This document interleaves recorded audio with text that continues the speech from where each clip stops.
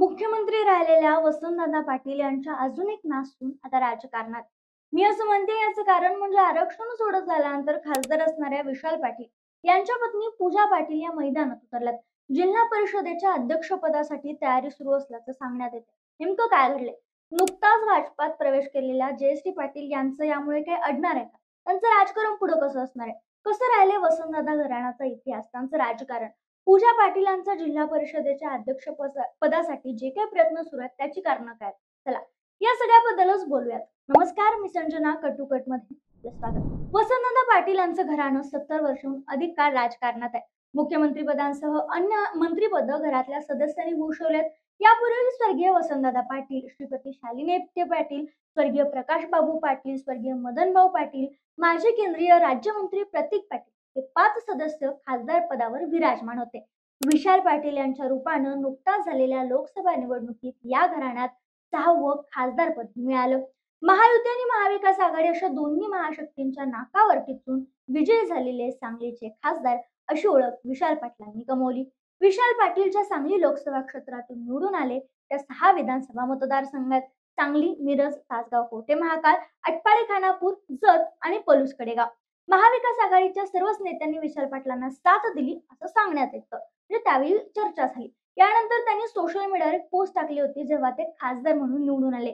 त्यामध्ये त्यांच्या पत्नी पूजा पाटील यांचा फोटो होता आणि यामध्ये त्यांनी कॅप्शन मध्ये लिहिलं होतं, सहचारिणी. ही गोष्ट महत्वाची होती कारण पूजा पाटील यांनी विशाल पाटील यांच्या अपक्ष निवडणुकीसाठी प्रचारात महत्वपूर्ण भूमिका बजावली होती.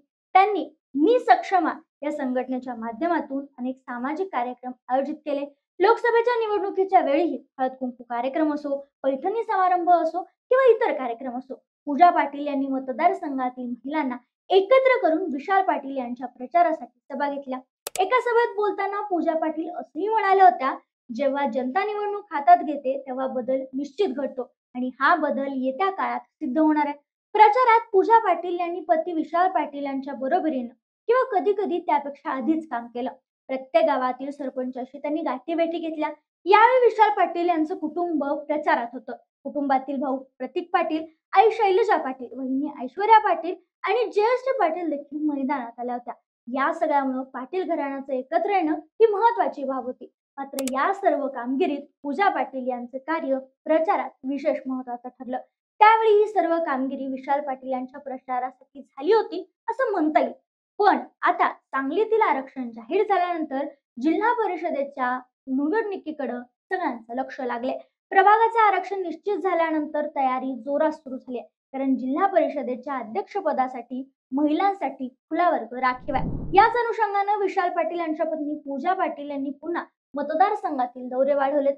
विशेषतः मिरज तालुक्याच्या पूर्व भागात त्यांनी संपर्क दौरे सुरू केलेत आणि या सगळ्या गोष्टी पाहता पूजा पाटील यांचं अध्यक्षपदासाठी नाव समोर येऊ शकतं आणि त्यांची दावेदारी पुढे केली जाऊ शकते. त्याचं मुख्य कारण म्हणजे त्यांनी विशाल पाटील यांच्या प्रचारासाठी अनेक सरपंचांशी भेटी घेतल्या, गावोगावी जाऊन गाठीभेटी घेतल्या, जे अनुभव आणि संपर्क यावेळी त्यांच्यासाठी नक्कीच उपयोगी ठरू शकतील. त्यामुळे मिरज तालुक्यातील पूर्व भागात असलेल्या अरब, भोसे या मतदारसंघात पूजा पाटील यांची उमेदवारी निश्चित होऊ शकते असं देखील म्हणता येईल.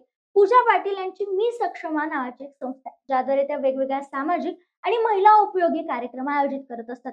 लोकसभेच्या निवडणुकीत याच माध्यमातून त्यांनी महिलांशी संपर्क वाढवला होता आणि आता याचा उपयोग जिल्हा परिषदेच्या वेळी त्यांना होऊ शकतो. मिरज पूर्व हा काँग्रेसचा बालेकिल्ला मानला जातो, त्यामुळे या मतदारसंघातून त्यांना उमेदवारी मिळणं सोपं जाऊ शकतं. पण आता बघा, नुकताच काही महिन्यांपूर्वी काँग्रेसमध्ये असणाऱ्या जयश्री पाटील अर्थात विशाल पाटील यांच्या बहिणी यांनी भाजपमध्ये प्रवेश केला. त्यावेळी पाटील घराण्यातील फूट पुन्हा एकदा दिसून आली.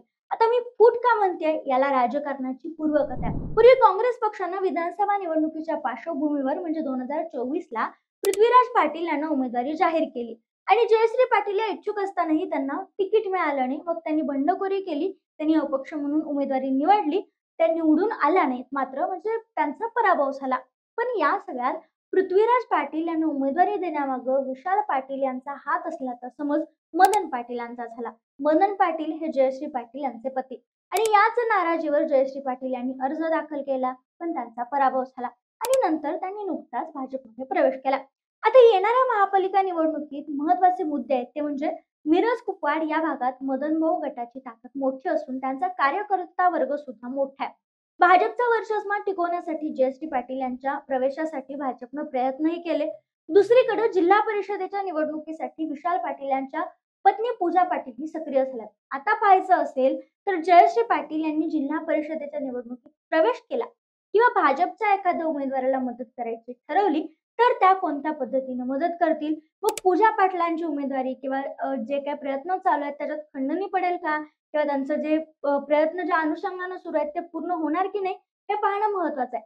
आता मी मगासपासून वारंवार जे विधान करते ते म्हणजे पाटील घराण्यातील फूट. ती फूट काय? असं मी का बोलते? हे बघण्यासाठी आपल्याला थोडक्यात वसंतदादा पाटील यांच्यापासून तेथील म्हणजे वसंत पाटलांच्या राजघराण्याची राजकीय कारकीर्द देखील बघावी लागेल. तर महाराष्ट्राचे मुख्यमंत्री झाल्यानंतर वसंत पाटील यांच्यानंतर पाटील घराण्यात नेहमीच भाऊबंदकीतील फूट दिसून आली. सांगलीतील काँग्रेसमध्ये प्रकाश बापू गट आणि विष्णू अण्णा गट अशा दोन गटांमध्ये हा राजकीय फटका वारंवार दिसत आला. वसंतदादा पाटील यांनी स्थानिक राजकारण पाहण्यासाठी त्यांचे पुतणे विश्वनाथराव पाटील यांना जबाबदारी दिली. नंतर वसंतदादांचे पुत्र प्रकाश बापू पाटील राजकारणात आले आणि त्यांना खासदारकी किंवा जिल्ह्याची जबाबदारी मिळाली. विष्णू अण्णा पाटील यांच्याकडे आमदारकी तर बाबू पाटील यांच्याकडे खासदारकी असं गणित होतं. मात्र कालांतरानं मतभेद आणि मतभेद दोन्ही वाढले. मग बंडखोरी दिसून आली. विश्वनाथ पाटील यांचे पुत्र मदन पाटील जे जयश्री पाटील यांचे पती आहेत तर प्रकाश बापू पाटील यांचे दोन पुत्र प्रतीक पाटील आणि विशाल पाटील. त्यामुळे सांगलीत प्रकाश बापू पाटलांचा वेगळा गट आणि मदन पाटलांचा वेगळा गट आहे हे स्पष्टपणे दिसून आलं. विशाल पाटील यांच्या लोकसभा निवडणुकीत जयश्री पाटील यांनी प्रचार केला ज्यामुळे हा वाद मिटला असेल असं दिसत असताना जयश्री पाटील यांनी विधानसभा निवडणुकीच्या वेळी टीका केली आणि भाजपमध्ये प्रवेश केला त्यामुळे हा वाद पुन्हा कायम धगधगला.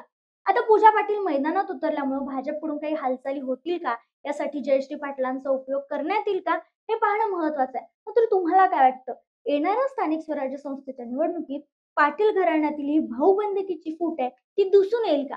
आणि याचा अस्पष्टपणे फायदा कोणाला होईल? भाजप, काँग्रेस, महाविकास आघाडी, महायुती की कोणाला? कमेंटमध्ये कळवायला विसरू नका.